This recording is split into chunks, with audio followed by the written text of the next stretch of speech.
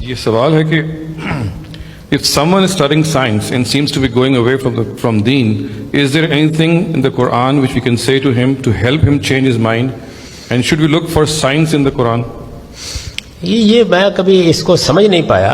Science کا بالکل ایک الگ دائرہ ہے. یعنی سائنس کا علم آپ کے علم میں ہونا چاہیے کہ سائنس فلسفے کے بطن سے پیدا ہوئی ہے، اور بنیادی مسئلہ کیا تھا جس کے بعد سائنس پیدا ہو گئی اور یہ عظیم ترقی ہوئی. ایک فیصلہ کیا اہل علم نے.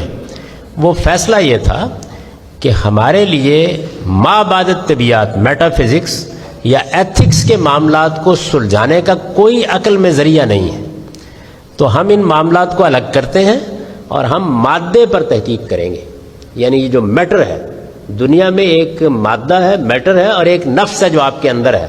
انہوں نے نفس کو بھی موضوع نہیں بنایا، صرف مادے کو موضوع بنایا، اس کے قوانین، لاز دریافت کیے اور حیرت انگیز دنیا پیدا کر دی. اس کا مذہب کے ساتھ کیا تصادم ہے؟ میں کبھی نہیں سمجھ سکا اس کو. یہ مادے کے قوانین کا مطالعہ ہے. قدیم زمانے میں لوگ نفس کے قوانین کا مطالعہ کرتے تھے. میں سائنس کا طالب علم ہوں، برسوں میں نے اس کو پڑھا ہے. آج بھی کوئی نئی چیز آتی ہے تو فوراً پڑھتا ہوں.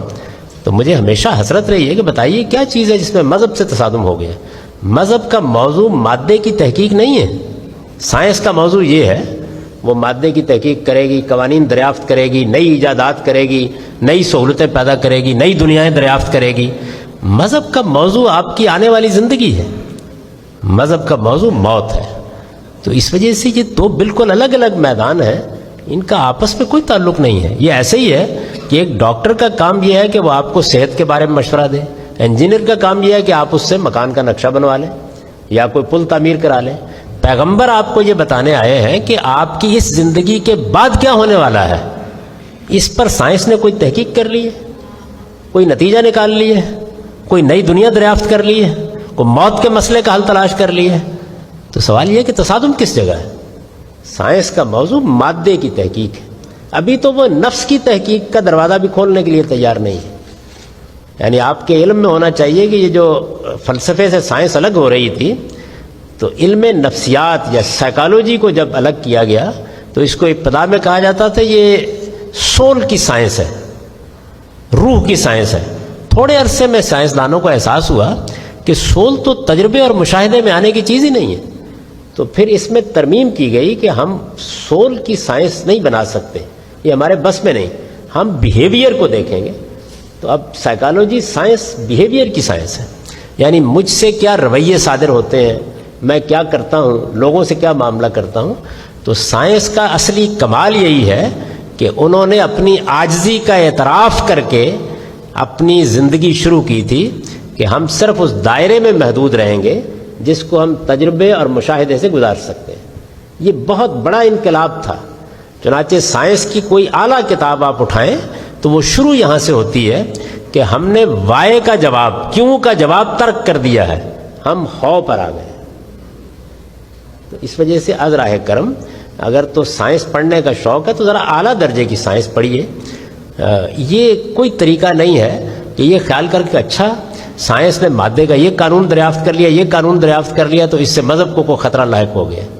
میں آپ سے عرض کرتا ہوں کہ دنیا کی تاریخ میں جتنی کتابیں اور جتنے علم انسان نے پیدا کیے ہیں ان میں سے کسی علم کی عمر 100 سال سے زیادہ نہیں ہوئی، کسی بھی علم کی. کس معنی میں؟ یعنی 100 سال بھی نہیں گزرتے تو معلوم ہوتا ہے کہ اس کتاب میں تو 10 خامیاں نظر آ گئی ہیں. معلوم ہوتا ہے کہ اس علم میں تو بہت سی چیزیں غلط ثابت ہو گئی ہیں. 1938 میں علامہ اقبال نے وفات پائی ہے. ہماری ملت کے ایک بڑے غیر معمولی شخصیت ہے. ریکنسٹرکشن ریلیجیس تھاٹ ان اسلام ان کے خطبات ہیں. یہ 1938 سے چند برس پہلے دیے گئے ہیں. آج میں 20 باتوں کی نشاندہی کر سکتا ہوں جو تحقیق سے غلط ثابت ہو گئی. انہوں نے سنی سنائی بات پر یہ شعر کہہ دیا کہ تارک جو بر سفینہ اندلس، تارک جو بر کنارہ اندلس سفینہ سوخت. تحقیق سے معلوم ہوا کہ تارک نے کوئی جہاز نہیں جلائے تھے. یعنی ایک انسان، بہت بڑا انسان، زندگی پر، علوم پر، تاریخ پر بات کرتا ہے اور 100 سال بھی نہیں گزرتے. ابھی 100 سال نہیں ہوئے تو غلطی سامنے آنی جائے. آپ کے علم میں ہے قرآن مجید کو نازل ہوئے کتنا عرصہ ہو گیا ہے؟ 1400 سے زیادہ سال ہو گئے ہیں. ایک لفظ اپنی جگہ سے نہیں ٹل سکا. انسانی کلام کی زیادہ سے زیادہ عمر 100 سال ہوئی ہے. ایک لفظ اپنی جگہ سے نہیں ٹل سکا. آج بھی حیرت ہوتی ہے آدمی کو کہ وہ دنیا جو توہمات کی دنیا تھی، وہ دنیا جو کہانیوں کی دنیا تھی، وہ دنیا جو قصوں کی دنیا تھی، اس میں تھوڑی دیر کے لیے مان لیجئے کہ یہ کس کی کتاب ہے. ایک بدو جس نے کبھی پڑھا لکھا نہیں تھا وہ کلام کر رہا ہے، اور آج بھی اس کی پیش کی ہوئی کتاب زندہ اور پائندہ موجود ہے. تو اس لیے سائنس کو اپنے حدود میں رہنا چاہیے. اس کا اس سے کیا تعلق ہے؟ اس نے تو زندگی کی ابتدا یہاں سے کی تھی، پیدا یہاں سے ہوئی تھی کہ نہیں اب ہم ان امور کو نہیں چھیڑیں گے، وہ فلسفے کا موضوع ہے، ہم صرف مادے کے قوانین کی تحقیق کریں گے. اور مادے کے قوانین کی تحقیق میں سائنس نے بڑے کمالات دکھائے ہیں، اس پر شکر گزار ہونا چاہیے.